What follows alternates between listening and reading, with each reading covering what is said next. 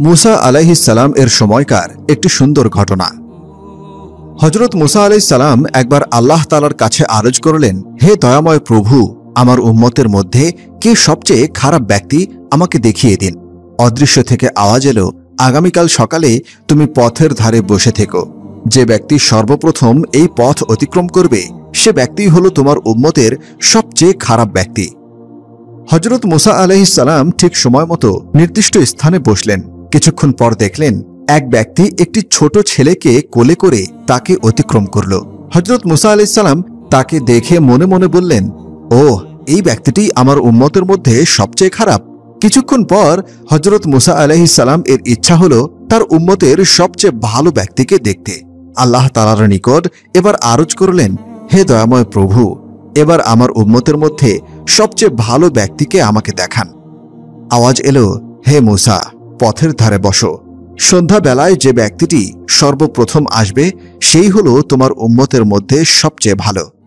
সন্ধ্যাবেলায় হযরত मूसा আলাইহিস সালাম নির্দিষ্ট স্থানে বসলেন। কিছুক্ষণ পর দেখলেন সকালের সেই ব্যক্তিটি ছোট ছেলেকে কোলে করে ফিরতি পথে আসছেন। তাকে দেখে হযরত मूसा আলাইহিস সালাম অত্যন্ত অবাক হলেন এবং গভীর চিন্তায় পড়ে গেলেন। হযরত मूसा আলাইহিস সালাম আল্লাহ তাআলার নিকট আরজ করলেন, হে দয়াময় প্রভু, আমি কি দেখছি? সকালে যে ব্যক্তি সবচেয়ে খারাপ ছিল সন্ধ্যায় সে কিভাবে সবচেয়ে ভালো হয়ে গেল? অদৃশ্য থেকে মহান আল্লাহ তাআলা উত্তর দিলেন, হে मूसा, সকালে যখন এই ব্যক্তি ছেলেকে সাথে নিয়ে তোমাকে অতিক্রম করে জঙ্গলে প্রবেশ করল, তখন ছেলে তাকে প্রশ্ন করেছিল, বাবা, এই জঙ্গল কত বড়? সেই ব্যক্তি উত্তরে বলেছিল, অনেক বড়।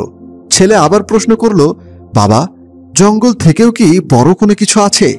তখন বাবা বলেছিল, হ্যাঁ, ওই পাহাড়গুলো জঙ্গল থেকেও বড়। ছেলে পুনরায় প্রশ্ন করল, পাহাড় থেকেও কি বড় কিছু আছে? বাবা বলল, আছে, ওই আকাশ। ছেলেটি আবার প্রশ্ন করল, আকাশ থেকেও কি বড় কিছু আছে? সেই ব্যক্তিটি বলল, হ্যাঁ, আমার পাপ, ওই আকাশ থেকেও বড়। ছেলে বাবার এই উত্তর শুনে বলল, বাবা, তোমার পাপ থেকে বড় কি কোনো কিছু নেই?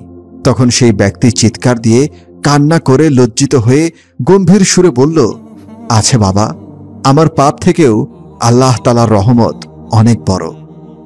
হে मूसा, এই ব্যক্তির পাপের অনুভূতি ও অনুশোচনা আমার এতই পছন্দ হয়েছে যে আমি তাকে তোমার উম্মতের সবচেয়ে খারাপ ব্যক্তি থেকে সবচেয়ে ভালো ব্যক্তি বানিয়ে দিয়েছি। আল্লাহু আকবার। আল্লাহর রহমত থেকে কখনো নিরাশ হবেন না। আল্লাহ আপনার পাপ যতই বড় হোক না কেন, আল্লাহর রহমত তার চেয়েও বড়। আপনি যখনই নিজের ভুল বুঝতে পারবেন তখনই সাথে সাথে আল্লাহ তাআলার দরবারে তওবা করবেন এবং পূর্বের গুনাহ আর না করার দৃঢ় সংকল্প করবেন ইনশাআল্লাহ। দয়াময় আল্লাহ আপনাকে মাফ করে দেবেন।